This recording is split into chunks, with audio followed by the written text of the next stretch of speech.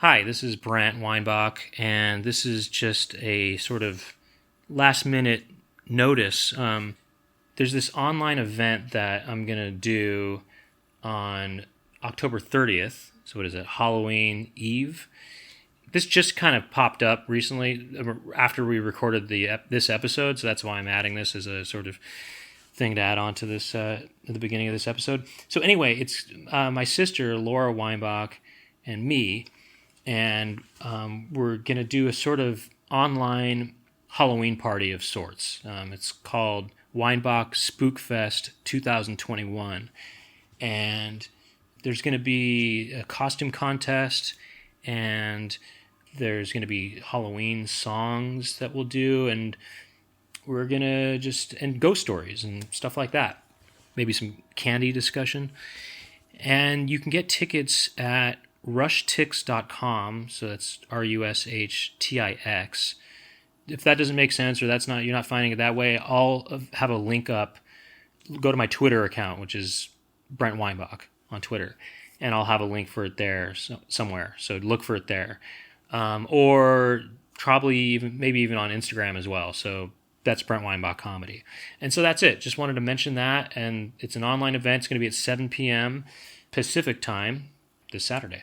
And now on with this episode. And welcome to the Poundcast. Today we have Christopher Rutledge. He's right here. We're going to be talking to him in a second. We have a great conversation. We're going to bring him out in just a bit. Yeah, we're going to bring him out in just a bit.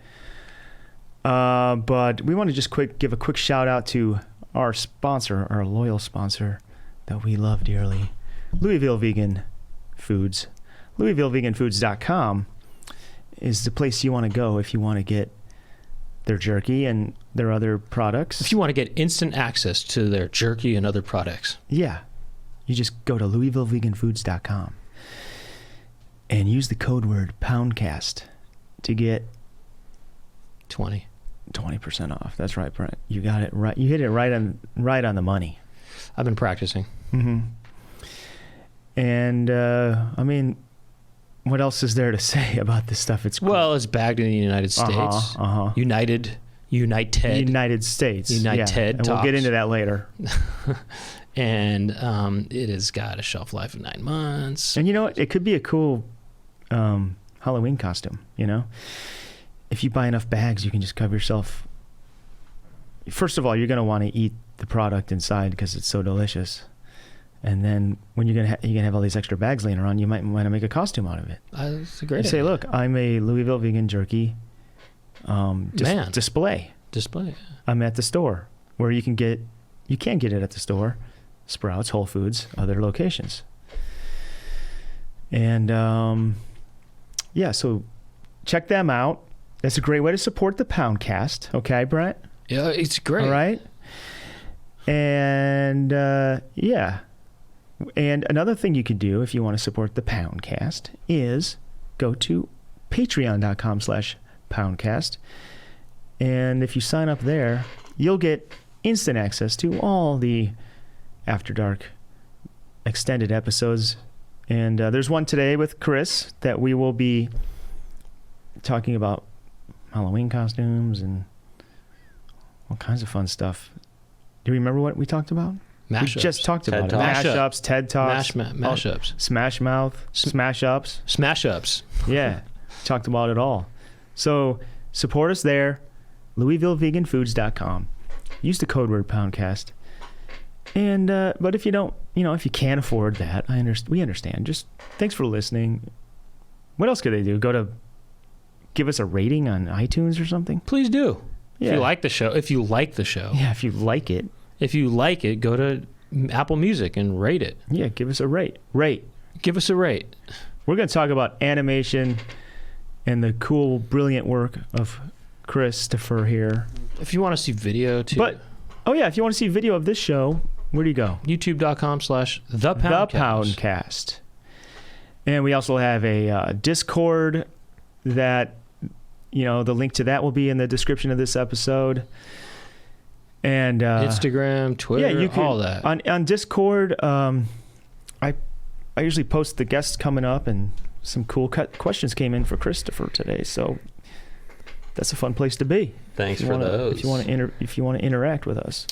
Now, Chris, let's talk. We just want to get a little. We forgot to tell the listeners where they can find your work. Yeah. I got a couple websites and stuff. I got Christopher's website is my link tree that will link you to all my Is there a apostrophe in there? No. You can't do that Not on a URL, right. no. Okay. And then there's Loaf.Zone is another site that I have. And then I think like ChristopherRutledge.com brings you to like my Vimeo or something. But you can also find me on Twitter and Instagram through, Christopher's website. It's got the links to everything. And my SoundCloud. Got a SoundCloud. Oh, the SoundCloud is excellent. It's highly recommend. Thank you, Doug. It's SoundCloud.com/Tokyo Megaplex. I used to make a lot of silly music. It's fun. Which I love. Anything else before we get into the show, Brent? Well, let's give a thank you to the man behind the boards, Aaron Brentgart. Thank you, Aaron. And All Things Comedy. Of course. And also to All Things Comedy and sometimes animation. Oh, that's right. And also the team, Chloe Bonilla, Jack Birch, and Jackie Montana. And they help us with That's the episodes. Poundcast team. That's the Poundcast team. Poundcast team. We wouldn't be here if it wasn't for them. You understand? Got some funny clips up on the Okay. YouTube channel now, with edited by Jack Birch. Yeah. Check those out. We're becoming more media savvy as the days progress. As the years go by. Well, let's get into it. I can't wait to talk to Christopher Rutledge. He's here. Can't wait to bring him out. Let's just roll the classic Poundcast theme song. You want to do that? We'll go classic. Yeah, I started thinking, by the way, what is that all those theme songs are so good. We should be using them more than once. But we'll do that next time. But we'll just go with the classic now. Yeah. I'm not saying be quiet. I'm thinking, you're right. You're thinking, Wait, right. tell me something that I would agree with. Man, this new flavor. Oh, I like that pistachio nut, man. That's good. I like that idea. Let me try it. People do that though. Oh yeah, dude. Have you seen the new animation from Christopher Rutledge? It's almost. So what do you tell me to be? Did you see that? Well, it's almost like it's almost like saying, "Say no more." Yeah. Exactly. Say no more. Say it's no great. more. Ask me again. Watch this. Do you see his new cartoon? Shh. I like it. Be quiet. It's. You're like, no, but I like it. People never say no more. People never say get out of town anymore like they used to, Yeah, or, they say GTFO. Yeah, exactly. Or what gives? I feel like no one says that. That's a good What one. gives is good. Let's bring these back. Yeah. All right. Well, enough of this great banter from the beginning of the show. And let's just get into the Poundcast theme song, and then we'll get on. And then we'll bring him out. Just roll the clip. Bring out Chris. Here we go. Bring him out.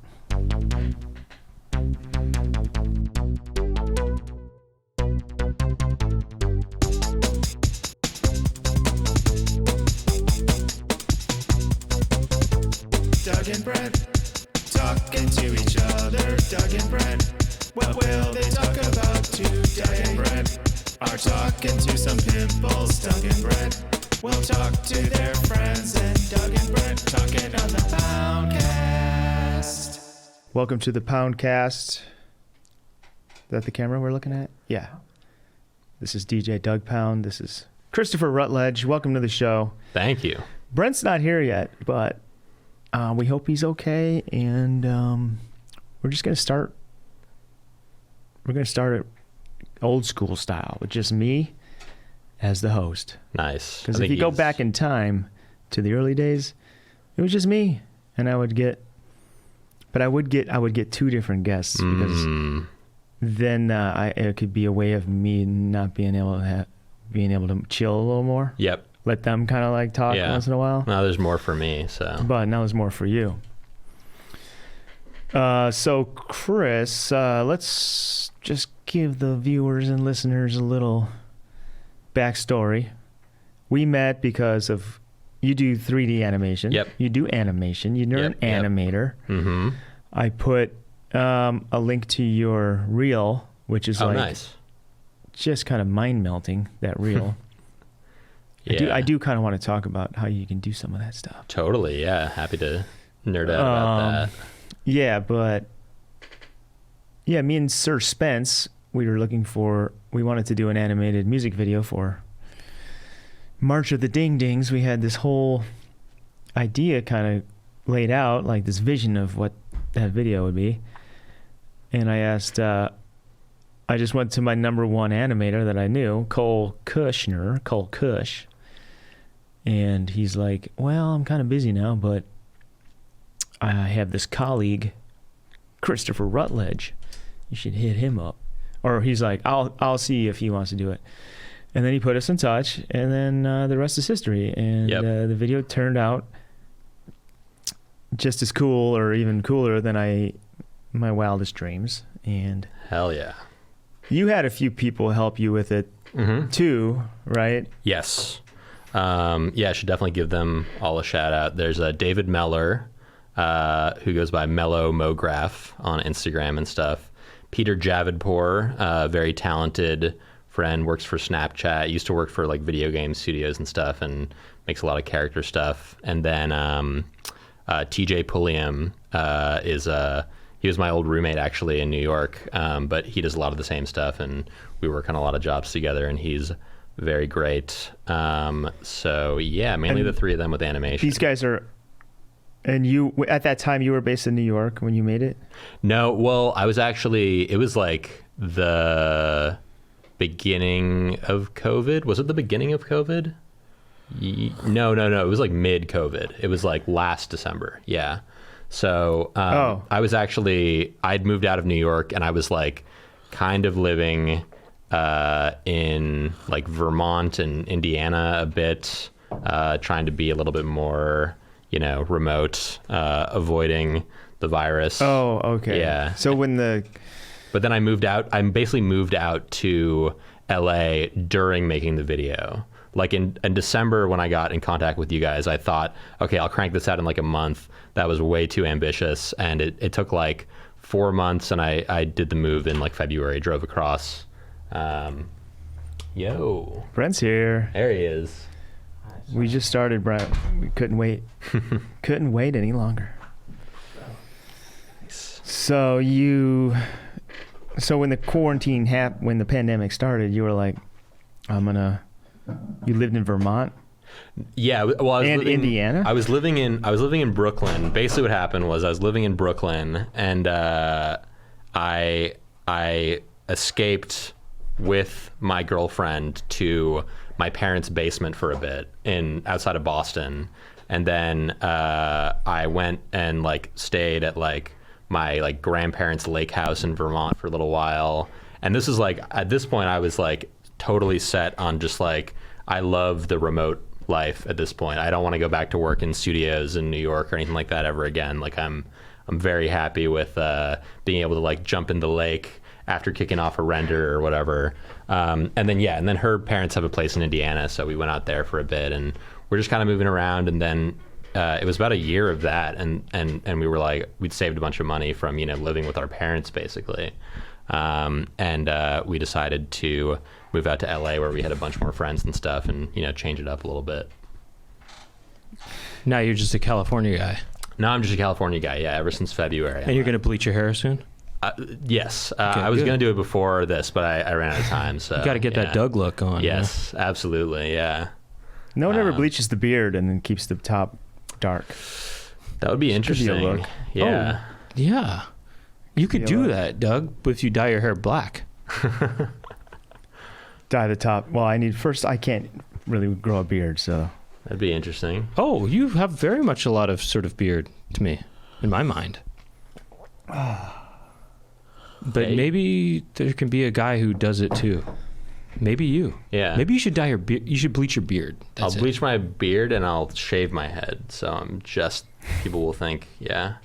And I'll leave my eyebrows. So you say that when you're doing a render, you were able to jump in a lake? Yeah, I mean, that was the thing. And now I'm in Glendale, and we have like a a little pool. We lucked out super hard with this place we found. So I can wow. I can kick off a render and then jump in the pool, and I'm so happy just being remote forever now. So I got to ask you about this. Like, it seems like if you're an animator, you're like sitting in front of the computer like so long. Yeah. It's like worse than being an editor or something. Yeah. But do the renders give you a break where it's like, that's going to be, because they're long renders, right? Yeah. No, that's you could be like, I have the next 4 hours off. Absolutely. Yeah, no, it's a great excuse to take a break. Just say I'm rendering. Yes, yeah. And it's also nice because I feel like, I mean, it is a pain that they take so long, but it's nice to feel like my computer is like being productive for me, you know, when I go to bed, or if I go to like a friend's house or something like that, I can leave it working.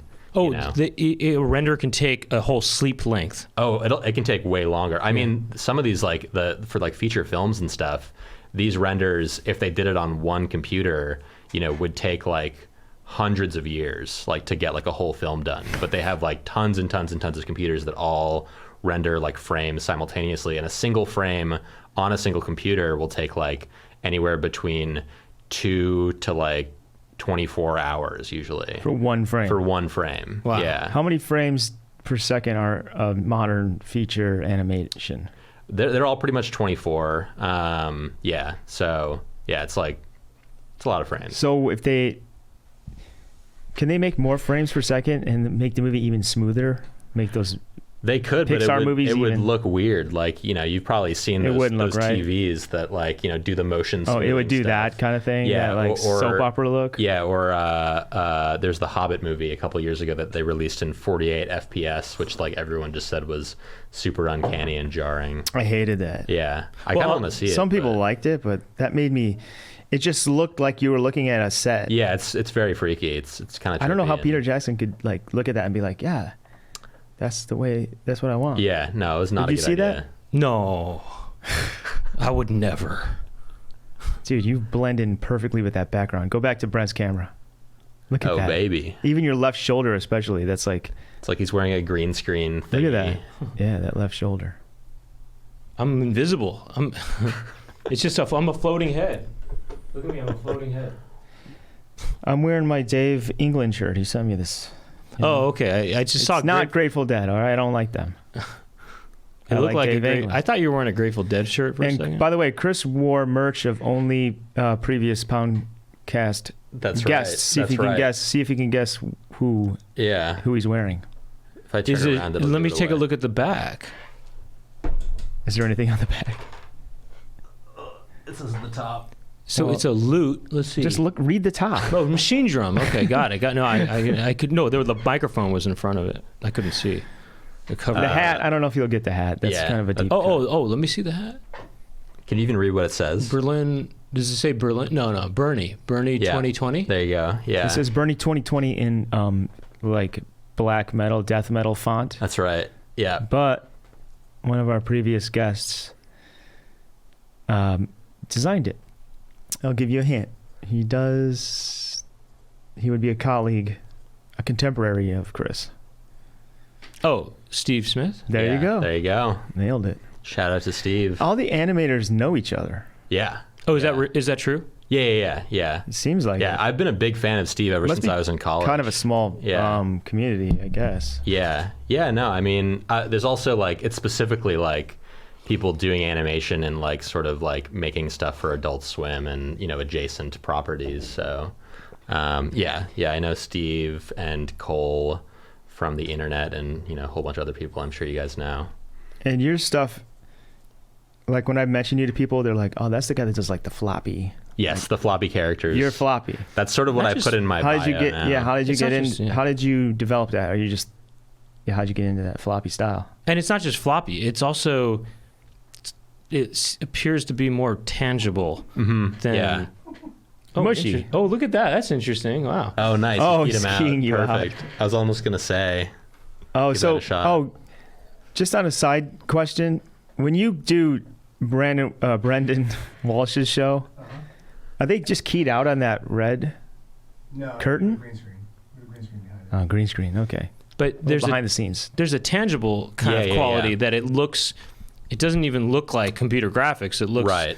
like some sort of tangible element or like clay, or Yeah. it looks like some kind of gel or something. It looks like Yeah. you can touch it, fleshy, like yeah. that. For example, or furry too. on your reel, Yep. there's a shot of a guy playing with a dog, like in a park. Yes. Yeah. That dog's face, it looks like meat.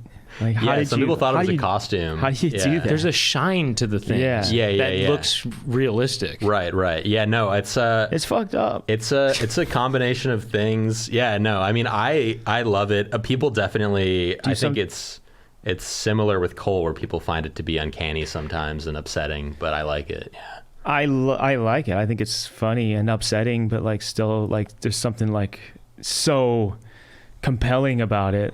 Right. Like your work and Cole's work, you're just looking at it like, yeah, like it's trippy. You know? It's yeah. like, So I don't even think it's unsettling or anything. I think it just looks. It looks like clay animation. Right. It looks like stop motion animation or something. Yeah. I don't know. Or it doesn't seem like computer. Yeah. So what I would say about that is I think that, I mean, it's just insane how good computers and software, specifically over the past like 5 years, have gotten at like now so you'll get like a 3D program, and then you'll have like a render engine, which is the thing that does sort of like makes the 2D image that you're seeing, you know, like from the whole 3D scene you have in the program.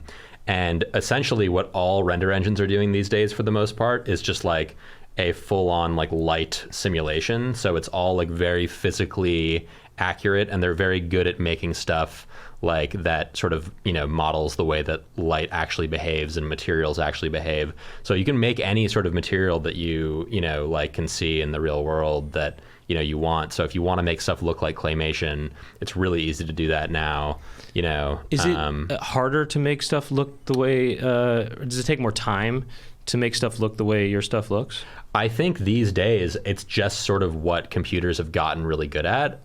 So it doesn't take more rendering power and stuff? It does.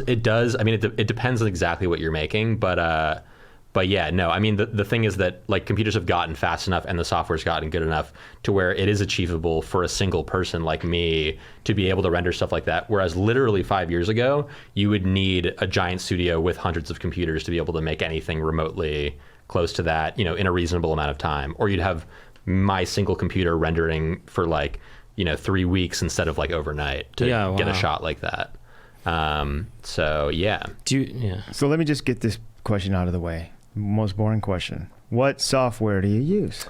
Yeah, so wanna know. I'm happy to talk about that. I've used a bunch of programs sort of since I started animating, and I got into 3D really like 5-6 years ago.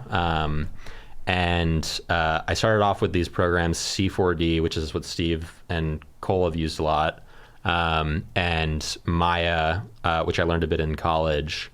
And then eventually I ended up transitioning over to this software called Houdini, which is sort of my main thing now. And it's my favorite software. I strongly recommend it to everyone looking to get into 3D. And I actually have a little, I've had so many people ask me over the past couple of years, like, how did you learn Houdini and all this stuff, that I would keep sending the same email to so many people of like, here's the links for tutorials that I'd recommend and stuff, that I made it a Google Doc. And then I had so many people asking for that I just bought the URL houdininerd.com that you can go to. And it's just like a list of resources for like, how to learn it, basically. So houdininerd.com. Yeah. Wow. Yep. Huh. Yeah, we got a little like Discord and stuff too for people who want to ask questions or figure it out. I'm going to check it out right now. People in there. Yeah. And you offer this support for free. Yeah, I mean, I don't really have to do anything now since enough people have joined the Discord to the point where it's like... Look at that. Nice. Got some live VFX going on. Can Houdini... they should be paying you, or they should like you're like a spokesman for them. They should be. Do they know about this? Why don't you set up courses that you can sell online? I do that sometimes. Masterclass. I have a couple of those. Yeah, I got some tutorials on Gumroad and stuff, and I may be doing some sponsored ones for Houdini soon. But I have a question. How come you have this? It seems like more people would be doing this tangible look that you have. Right. Why? How come? your contemporaries aren't doing that as much. I think people are doing it more, but it is really technical. Like, it does require sort of a lot of stuff to learn to get to that point. And I think at the end of the day, a lot of people's goal is just to make something where they can just sort of like get the point across and tell the story or whatever. Whereas I just like, I've always been a very kind of in-between creative and technical person, and I found that Houdini is the perfect level of technical for me, where it's like I can be really creative with it and I can make all this stuff, but it did require a lot of learning to get there.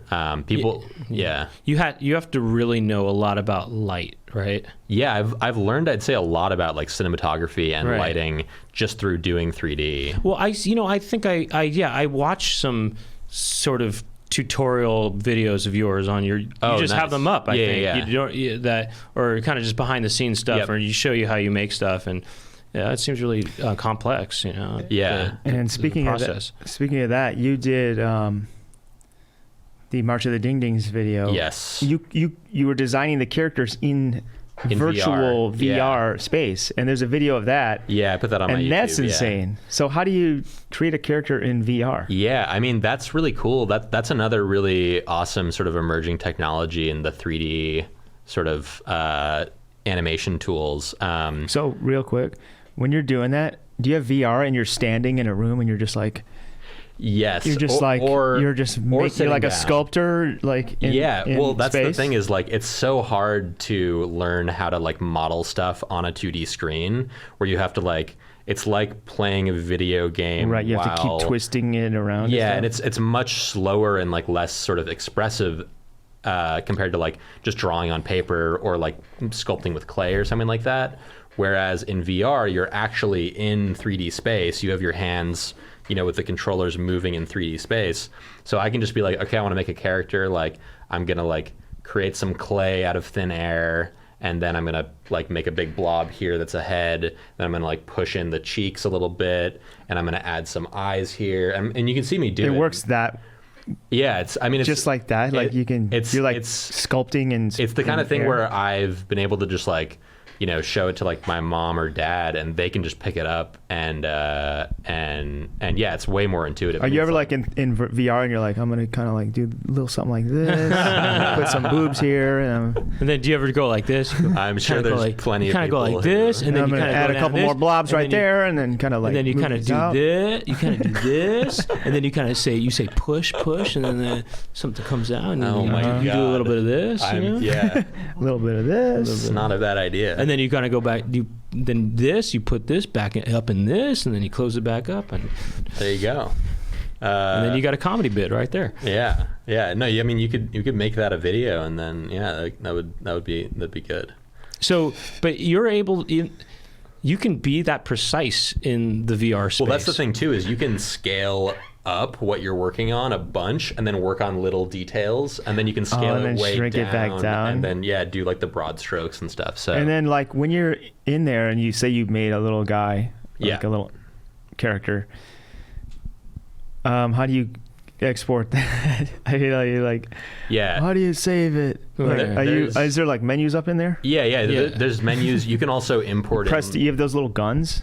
Or you just he doesn't use the guns. You use like haptic gloves. Yeah, it's like a little laser pointer thing, and you can like point at the palette. Right, of your hand. It's kind of like a clicker with a circle thing. It's a really Are you using cool those interface. Guys? Or are you using hands? Yeah, no, I'm using the controller thing. Oh, you don't use hands. Yeah, you don't have gloves. No. But that's got to be the future of VR. Put on the gloves, and you can just like you can kind of like do what do what you're gonna do, right? You can kind of do this kind of thing. You can sculpt stuff. Yeah, exactly. Spence's one is fancier. He's got that kind of stuff going on, I think. Sir Spence. Yeah. Oh, really? Yeah. He has that? He's getting into VR. He's got gloves? He's really good at sculpting, actually. He showed me gloves? Yeah, he was showing me some of his sculpture. Yeah. Keep doing that. Very, very impressive, yeah. He was showing me some of his sculptures that he was like. Yeah. He was showing me some He built this man, and he was just like kind of like. He was showing me some of his his sculptures, like there was kind of this and some 3D kind of some thing 3D, like this. Yeah. I mean, I couldn't see what he was doing. He had these goggles on, but he was just sort of like doing this. He was going like this. Yeah, you can really do whatever you want, It's pretty. You're kind of like a god in this VR world. Is Houdini for Mac? They do have it for Mac. Do you use Mac? I have a MacBook Air that I use, and it will run Houdini and stuff, but I mainly have a big desktop that I use. Yeah. That's a PC? Yeah. So real animators don't use Mac? I think they will more and more now that they got the fancy Apple chips in them. Yeah. How long did it take? How long have you been doing this kind of stuff? Animation I started in like middle school. Like I was making like Flash animations on like newgrounds.com way back in the day, if you remember. That site is sort of like pre-YouTube. Like Jib Jab? Like Jib Jab, and yeah, like, you know, all that kind of stuff. And then, but like only, so that was starting in like 2004-ish. Mm-hmm. And then 2015 was when I really got into 3D for the first time. Okay, so you've been just 3D stuff only for 6 years or so. Yeah. Which feels kind of short, but you've kind of, you've really gotten progressed in that in that realm, it seems. Yeah, I think you can pick it up fairly fast these days. I mean, if you just dedicate like a month to learning 3D, you'll be able to make some pretty awesome stuff. And you learn 3D through watching videos online? I would say mostly, through videos online, through like other people I've met who have like helped me figure things out, and like Discord groups and stuff like that. And then a little bit in school as well, but not Houdini. I learned that just sort of more on my own. But yeah. And then Houdini specifically, I think, is like a program.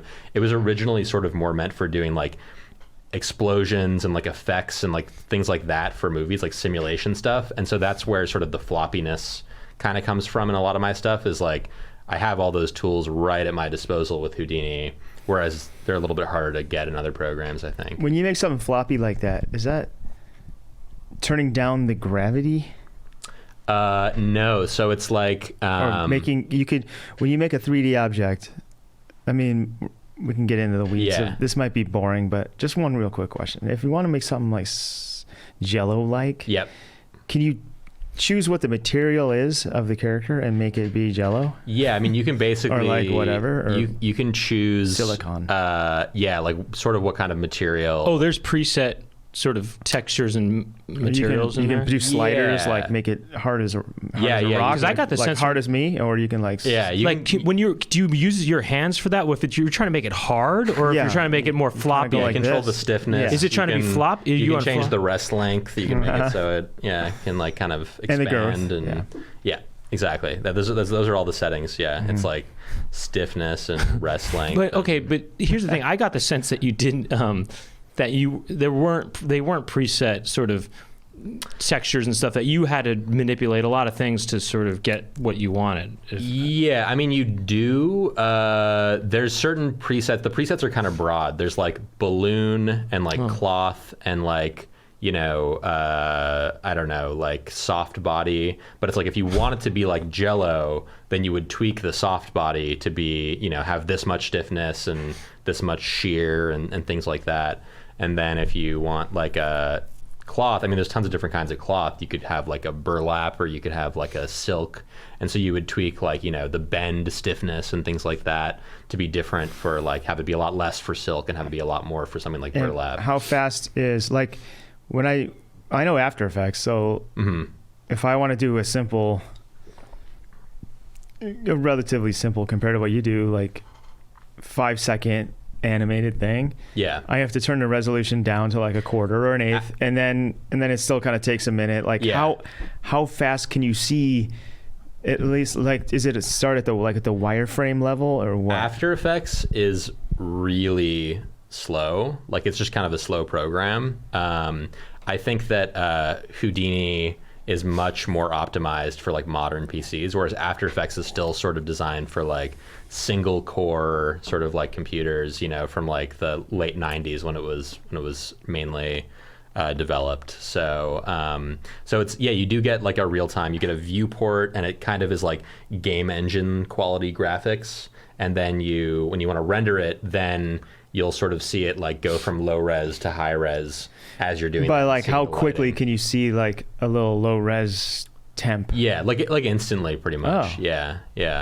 But yeah, you want to let the computer cook out the like high quality render for a while, And like if you only give it a second, it'll be really grainy because it's kind of like a light simulation. So it like needs to shoot more photons. Just like if you're in low light with a camera, it'll be all grainy because like you're not letting in enough light to the sensor.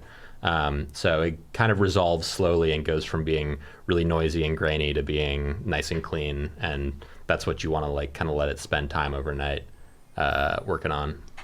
Are you able to get a good sense of things when it is the grainy version, Pretty much. the pre-rendered Yeah. one, whatever? Yeah. I'd say most of the time, yeah.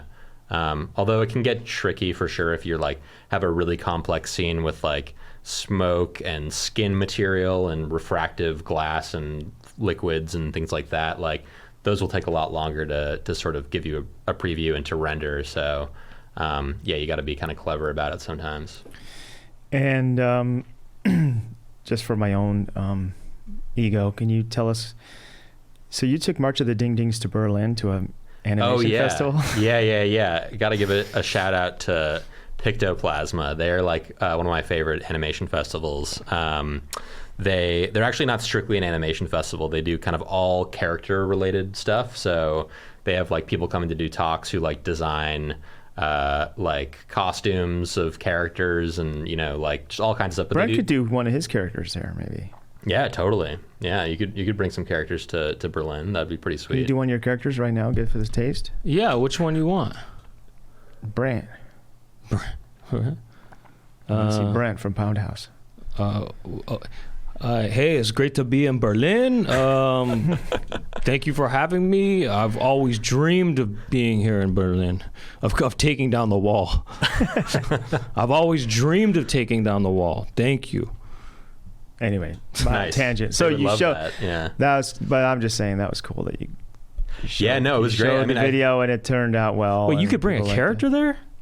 No, they're not gonna do like a stand-up character. He's Yeah. talking about. I brought some little 3D printed ding dings there. Oh yeah. Oh, you yeah. did? Yeah. Oh, yeah. And what do those look like, the 3D printed ones? I got some pictures I could find and show you guys. But my friend Tom, who was the guy in the dog video, he printed those for me, and he's got like a little 3D printer. I mean, what kind of material is that? It's like a plastic, like specific color plastic, and then it just sort of prints it out off of a little like pen type thing, and we'll just sort of like draw it out, almost like an ink plotter type thing, like where it's like a machine drawing like a picture or whatever. But it's it all does it one in 3D color. space. But it's all one color.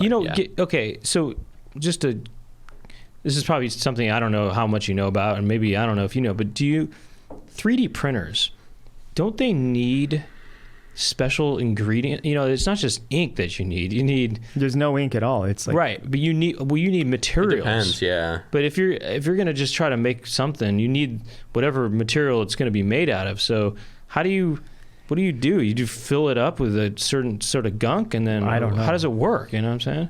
There's some crazy you stuff. know? There's people who 3D print like cakes and stuff too. Like you can Edible cakes. Yeah, you can get like different kinds of. So what do 3D you do? You put printers the that use batter different in? Materials. I don't know. they 3D print houses now. Is that right? Oh yeah. Yeah, How do it's you just do like that? an arm. Giant. It's just an machine arm, yeah. and whatever you're building out of, it just kind of poops it out into, the design of it.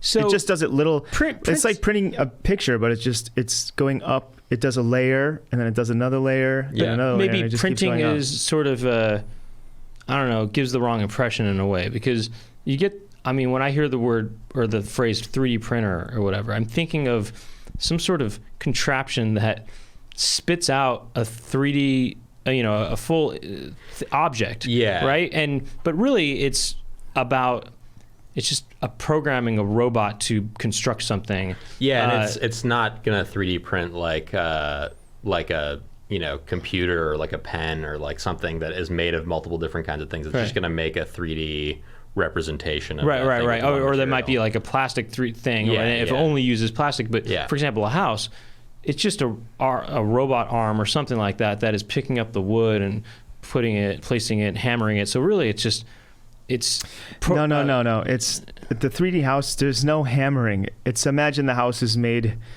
from concrete. It just lays a thin little layer, and then it lays a thin layer on top of that, and just a thin layer on top of that. Yeah. Or whatever the material ink is. is concrete. There's no hand. There's no. It's not like that. That would be a robot. That would just be a house made by a robot. No, I'm saying it poop. Imagine it's pooping out a little layer. Or like squeezing out some toothpaste. Okay, so concrete. it is printing it out in a sense, Yes. but with concrete or whatever. Right. But you can't do wood, right? You can't print that out. Probably not, yeah. No, it's not wood, dude. So concrete houses? They have that? I just saw like a headline. They're 3D printing houses now. I could look it up if you want, but It's an interesting saw a picture of idea, it. though. I'm trying. Imagine you're building a Lego house. You start with the first. Imagine a Lego is a printed layer. I get it. You get it. It's just interesting that there's a whole house made out of concrete.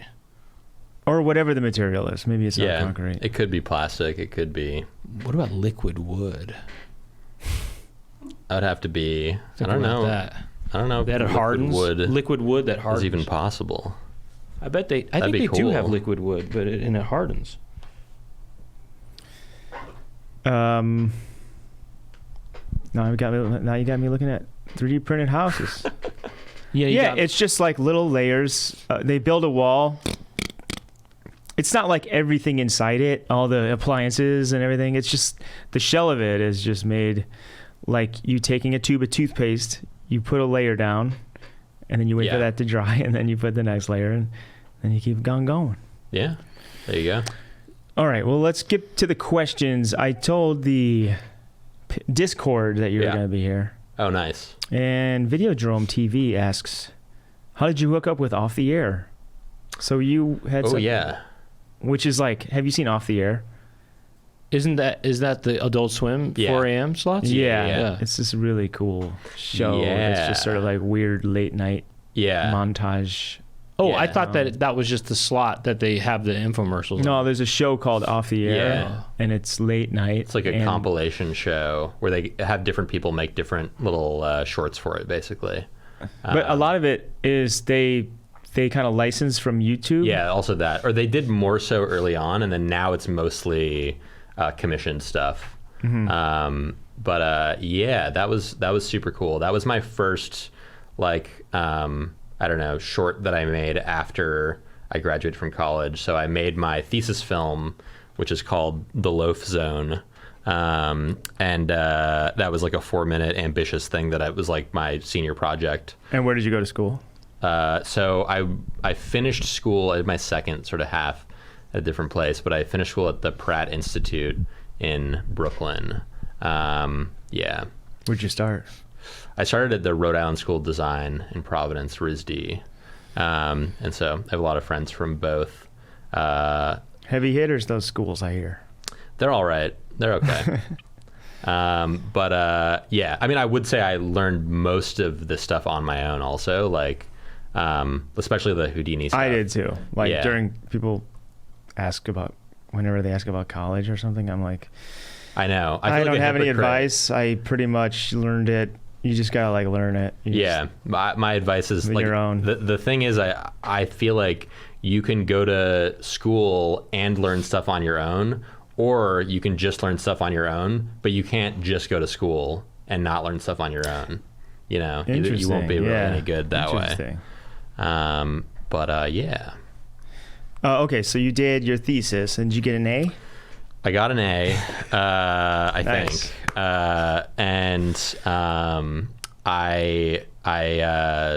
Did you enter that into festivals or anything like that? I did. It didn't get into like any festivals. It got a Vimeo staff pick, which got it a lot of attention at the time. And what's it called so people can look it up? It's the Loaf Zone. The Loaf Zone. Yeah. It's on my Vimeo and stuff. It's on my YouTube too, I think. But if you go to Christopher's.website, that's my new Linktree URL. Really? So yeah, you can just go there.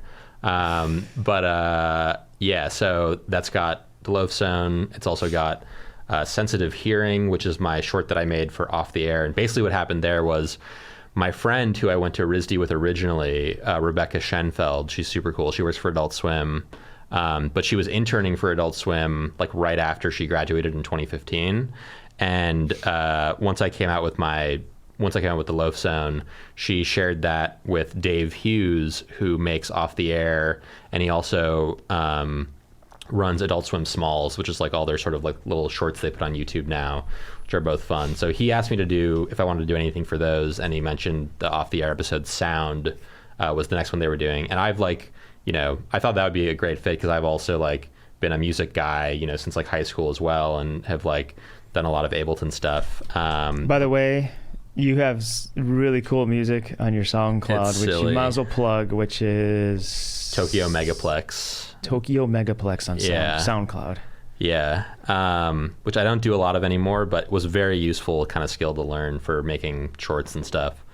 And anyway, so I wanted to do that, and I made this little 1 minute short for them that I made in like a few months sort of after graduating. And it was about basically a guy with these really big ears and very sensitive hearing who was just like really sensitive to sort of all of the sounds around him. So like, you know, people having a conversation at the bus stop, like chewing gum, like, you know, just sort of like all these little things, like people laughing and listening to music and headphones too loud and stuff that was just like, it all sort of like, you know, comes together and he has a little panic attack. And yeah, it was good. People liked it. It was a fun project. And then is there a way to see that? Yeah, that's on my Vimeo also, and it's also on the Off the Air episode Sound. And then from there, I just did some more shorts for Adult Swim with my friend Tom that were like for the Adult Swim Smalls, so Man's Best Friend, and then more recently that Small Talk one, and then Ding Dings also. That's right. Cool. Cobra Winfrey asks, what's your favorite non-American animated movie? Is that a thing that you it's a tough question. have an opinion about? I would say I'm generally not like a big animated film person. I really like Shrek is like my favorite animated film. And I think the reason for that is because it's so different from like every other CG film now feels like Disney style, you know, it's all got the same look, and Shrek is like has characters that are sort of intentionally a little bit ugly. I think it sort of fits my vibe a little bit more. And so before we started, you were saying you liked Shrek Retold, which I had a song on, but did you have a piece in there too? No, I have a piece in the next one. Yeah, that's right. Yeah. Shrek 2 Retold. Yeah, I think I have a song on there too. It's nice. Like, I did it a while ago. Yeah. Oh, I know exactly what it is. Yeah. I can send you the scene I did from that later. Yeah, I did a song on there. That basically what Shrek Retold is, if you want to watch it, is I think I'm in it too, I think. Yeah, different filmmakers and animators take a scene and they just redo Shrek, but like every scene is made by a completely different. Yeah. So it can go from like super lo-fi shot on an iPhone to super high-end animation scene by scene, or you know, and everything in between. Yeah. And I was surprised how big of a, like when they reached out to me, I was like, sure, this sounds fun. I don't, you know, I thought this was like, with all due respect to them, I thought this is just like some fly-by-night thing that no one's gonna see, but it turns out people love Shrek, and it kind of like, I got so many good comments for being involved with that, you know, a lot of positive feedback from. I mean, that scene was one of the best ones with the anime fight stuff going on. But yeah, I love just like the sort of collaborative nature of that, and it's also sort of playing into the whole like Michel Gondry sort of sweeted films, like from Be Kind, Rewind, if you guys remember that movie. I don't know. I didn't see that movie. Just the idea of people remaking different films and stuff. I didn't see it, but I auditioned for it. Oh, really? Be Kind, Rewind, yeah. Oh, my God. To play a guy in the video store. What do you feel like? I got the part. Never saw it, though. Yeah, it's an okay movie, cool. But I love the concept of it a lot. And, you know, I'm a fan of his stuff for sure. So, do you like Japanese animated films? Yeah, so I've seen some Miyazaki stuff. I've seen a few other things. My girlfriend is really into anime and has been trying to get me more into it. So we've been watching some of it. but I'm definitely not like, you know. Oh, you never saw Akira? I have seen Akira. Yeah, Akira's great. I don't know. I also really like, I mean, in terms of animation, my favorite stuff is mostly just like kind of independent shorts and stuff. So like the stuff on Adult Swim is cool, but like the stuff that I'll see at animation festivals, especially a lot of like Estonian animation is like really, really good. They got some amazing people out there. I think one person I'll call out specifically that I really like is this guy, Sander June, Sanderjoon. He's got some really awesome shorts. But yeah, I would strongly recommend checking out some animation festivals for people that want to like see more international stuff. That's really good. But it's so much work to make an animated feature that I feel like I don't know, you just get more kind of creativity in the shorts a lot of the time. But yeah, for sure, slowly getting into more anime as well. You might have answered this one already, but how did you get into animating? Maybe you didn't really finish it. And have you always been a visual artist, or did you have any other interests early on? Yeah, I remember I actually took a claymation class in like first or second grade. Dude. At like this local art sort of place near my house where I grew up. So in first grade, you were using your hands like that and everything? Yeah. We were making on VHS. But Wait, for real? Yeah. Like you can do one frame on VHS or 3 or whatever? I think the way that we may have done it, I mean, the way I did it on my own, like after the class, was definitely like you would take a VHS camera and you would like just hit record and then turn off record really fast. I also did like animations in PowerPoint with my dad and stuff where you just like flip through it. But I really got into it in like 6th grade when I picked up a copy of Flash, which they had at my school on the computers in the computer lab.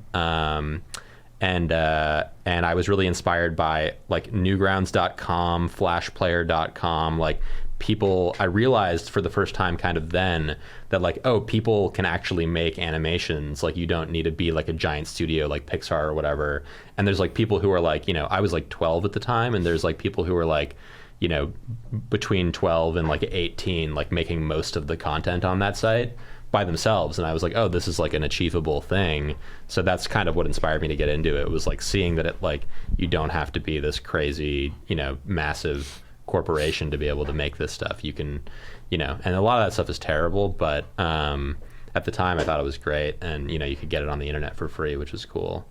So that's kind of how I got into it. I remember when I was in preschool, I shot my first feature. I was very inspired by the Bauhaus movement and the Dadaists. And Sure. Frank Lloyd Wright. Yeah. Anyway, no, I'm just kidding.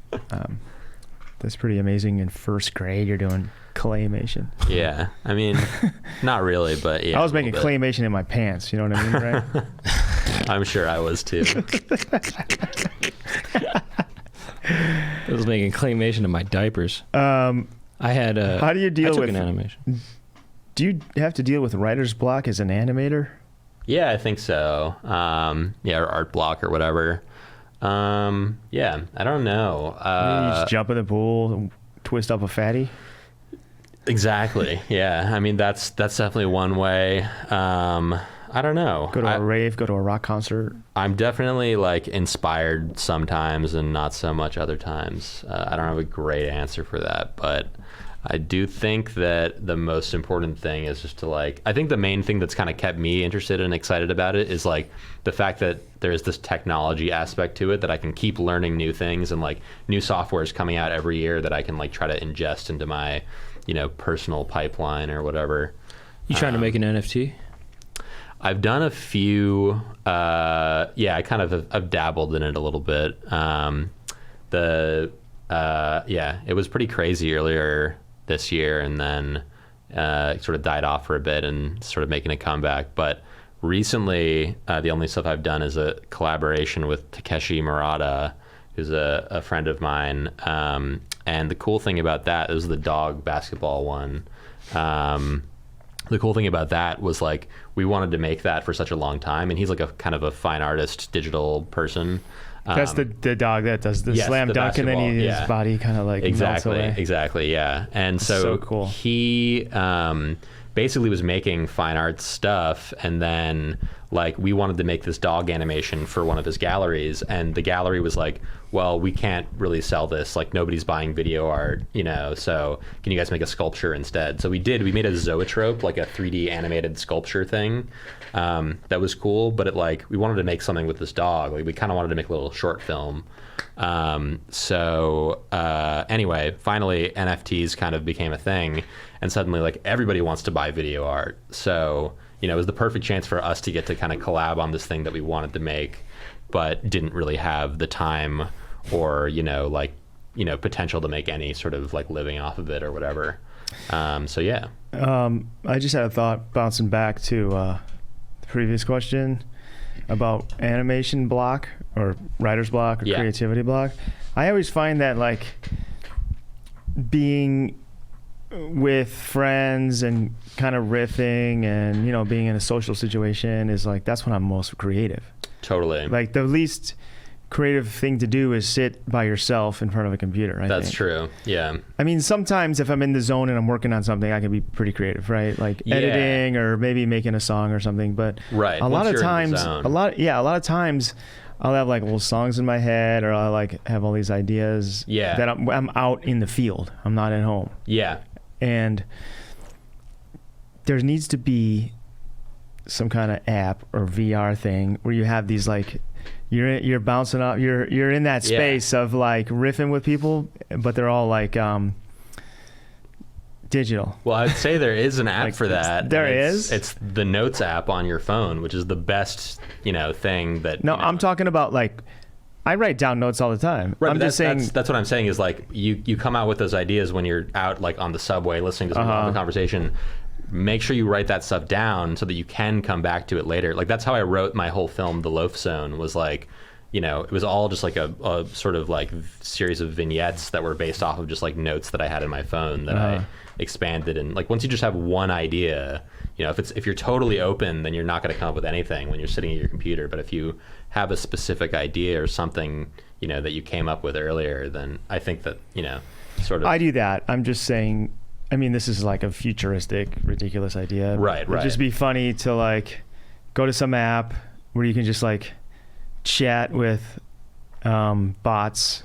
Yeah. And start riffing ideas, and like you're laughing together and you hear him, they're laughing, or you're in a VR world and you're like at a party socializing. And then you're kind of like coming up, and then you can like rip off the VR and be like.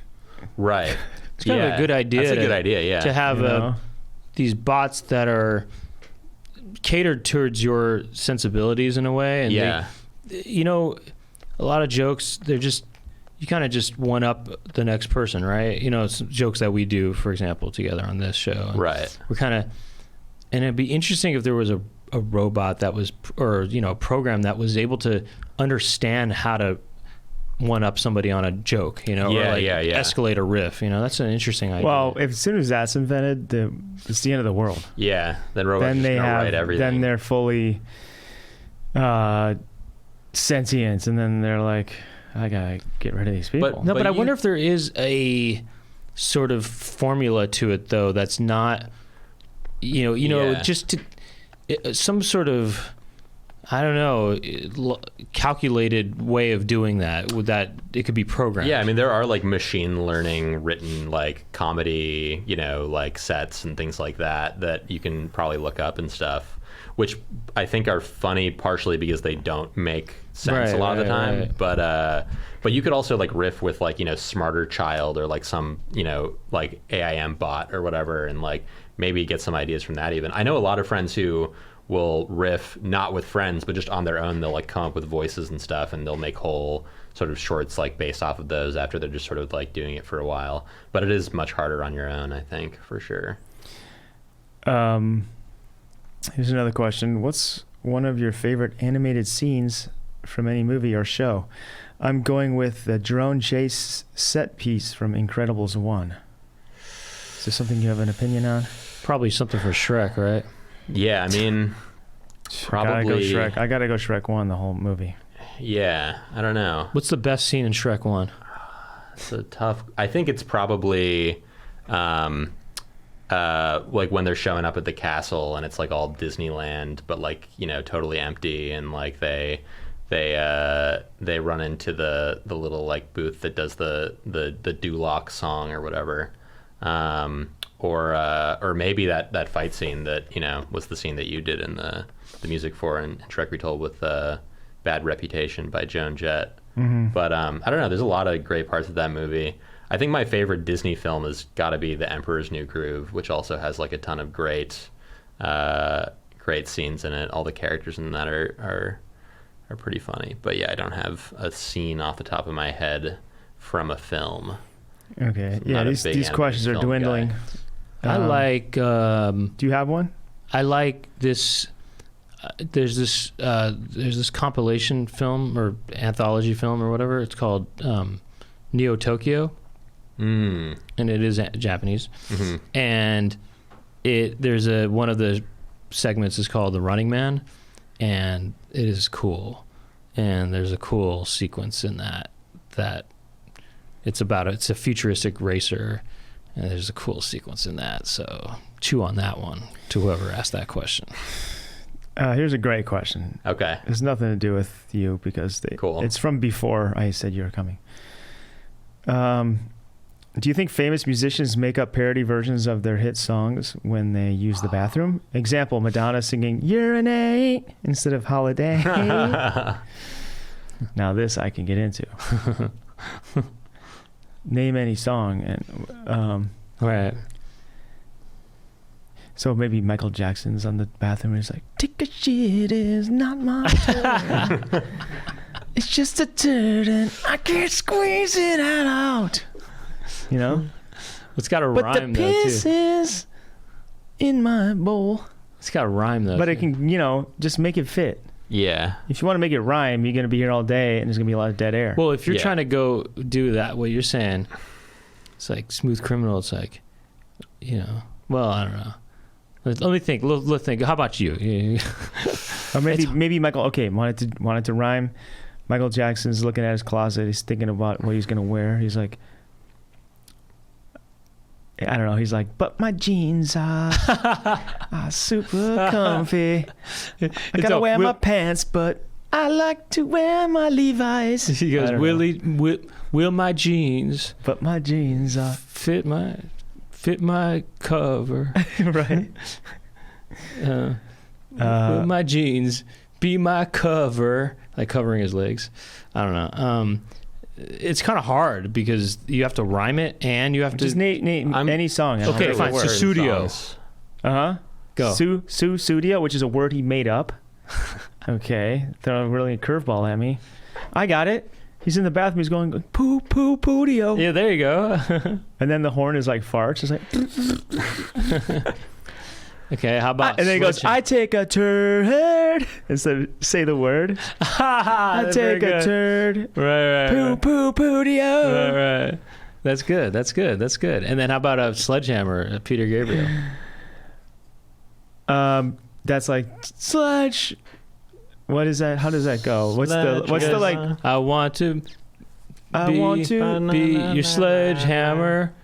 I want to be. I want to pee. Oh yeah, I want to pee. Yeah. On your toilet. You can just doesn't have to exactly rhyme. Actually, isn't it called a hammer that's inside the tank? I don't know. Isn't there something? Oh yeah. Maybe there's a hammer in there. I don't know. I want to flush the. Well, fine. How's about Your flush hammer? Yeah. Oh, there it is. Sledge.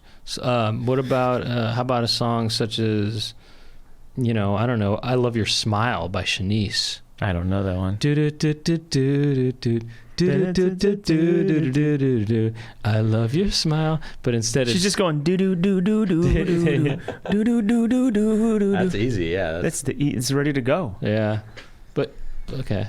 And then how about what's another Phil Collins song? We do all Phil Collins. Phil all Collins? Collins. How about Another Day in Paradise? Phil Bolins. He's filling the toilet bowls.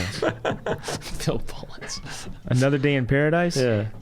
How does that go? Just another day for you and me in paradise. There's better twice. songs than that. Oh, like Think Twice, like number 2. Yeah. You do pee twice. you Coming in the Air Tonight, but instead of the drum fill, you just like flush the toilet. that part. No, he's having sex with not a condom.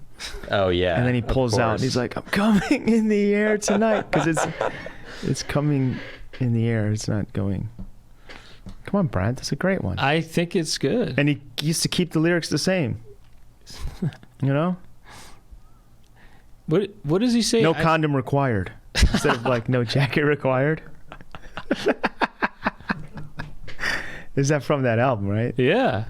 Yeah, that's Yeah, right. I'm good. Don't people call condoms jackets sometimes? I They haven't call it heard they call it a Jimmy hat. that. Mm. Uh-huh. No jacket required. How about no jack off required? You know, because he's doing, sexual things with another person. So no jack off required. No jack off required, and he's got so many girlfriends that he never builds up enough backup sperm to have to do that. How about that one song? It's One Jesus, more. you How know- about One More Night? That's kind of tough. Oh yeah, One More Night. Yeah. Oh, they don't have to all be turd related.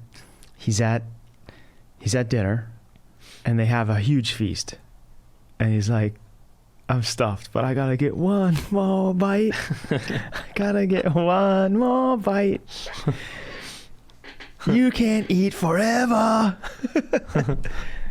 How about that one? That's good. How about that one? This might be a Genesis song, but it's where he goes.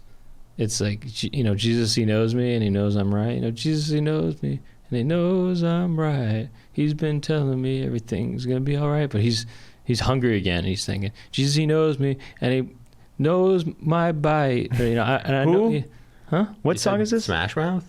No, it's Genesis, I think. Oh, okay. You know that song? What song is that? Oh, whatever. I'm just thinking you could rhyme bite again in there somewhere. Mm. And then, what's another song? Okay, so Phil. Oh, the Tarzan song. Oh yeah. Phil is back at home with his family, and his sibling is there. And then his sibling, who's male, he says, just a dumb joke. And then Phil goes, he's a cheesy brother. Instead of easy lover. You know that song? Yeah. That's a good Phil one. Bailey and Phil Collins. It's probably his best That's one. a jam, dude. Yeah. The way that song starts off. Yeah. Dun, dun, dun, dun, dun, dun, dun, dun, dun, dun, dun, Yeah. Wow. That's a jam, bro. Sorry. Yeah, no, I love that one. Sorry, back to you, Chris. Let's get back to the interview. I mean, we did a lot. Yeah. Anything we didn't cover you want to talk about? We got about 5 minutes left till we go after dark.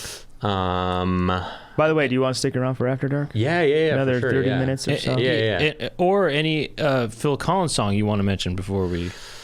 Yeah. I don't know. I think we covered all the ones that I know. Easy Lover's my favorite for sure. Yeah, and I wonder who really wrote that, because it is a split. It's... I guess he did write it. Let's see. He's with Phil Bailey. Double Phils. Sledgehammer's got a great music video though with the claymation stuff. It was like a Yeah, growing it's up, great. that really had an effect on me. It's a great one. That's really cool. That's stop motion animation. yeah. It's great. Okay, we can go back to the questions and see what the Discord is asking. But I did like that question. So thank you, Cobra Winfrey. Someone's asking about Sarah Squirm, but that's a little bit, maybe that's old news. SNL. Asking about... Okay, this is not specifically for Chris, but have you ever bought an item of clothing, been really pleased with it, but forgotten to check the back? And then when you get home or someone points it out to you, you realize there's a massive, unignorable design across the back that you really don't like? If so, did you deal with the situation? If not, how would you deal with the situation? Asking for a friend. For reference, say the front looked like this. Okay. Yeah. See that jacket? It looks pretty cool. Ocean Pacific. And then here's the back. Just covered in text. Just words like a everywhere. world tour California band. Authentic Surf Brand, Ocean Pacific. How do you miss that? And then it has all like this big Hilarious. paragraph of stuff. That's hilarious. You take it back. Yeah, you know what? I check the back because I don't like stuff on my back of my t-shirts. I don't think I have any t-shirts with stuff on the back. Yeah, that's your I don't know punishment. why. I just like to keep that blank. I don't want anyone to be looking at my back. It's funny because Yeah. I do look No at people's offense, because you backs. have stuff on your back. I look yeah. at people's backs. This is sometimes. the one shirt. Yeah. Sometimes I look at people. It's interesting how people wear shirts sometimes that draw attention because it makes it seem like they want people to look at you. But you know what? Right. Now that I'm thinking about it, maybe I should start wearing shirts with stuff on the back so I can make more friends and strangers. Like I'm at the coffee shop. That's how I do They'd it. be like, "Hey, you went to that machine drum show?" That's what I do.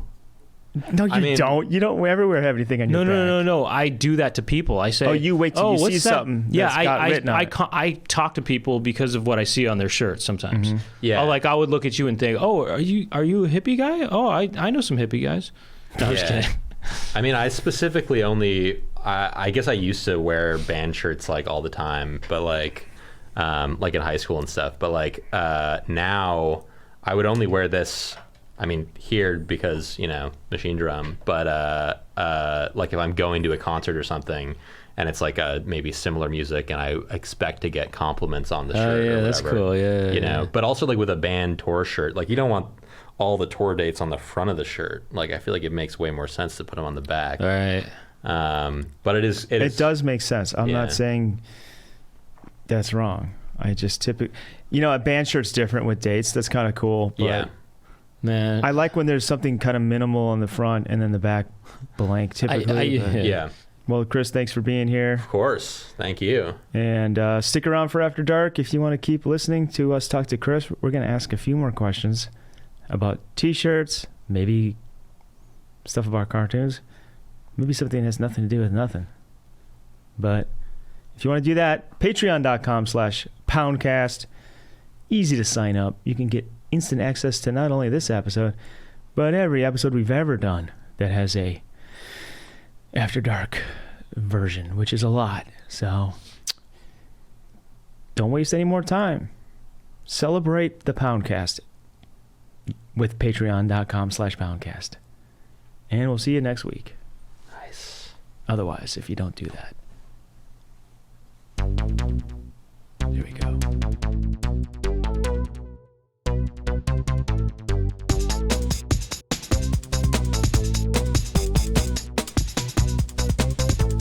Doug and Brent, talking to each other. Doug and Brent, what will they talk about today? Doug and Brent are talking to some pimples. Doug and Brent will talk to their friends. And Doug and Brent talking on the Poundcast.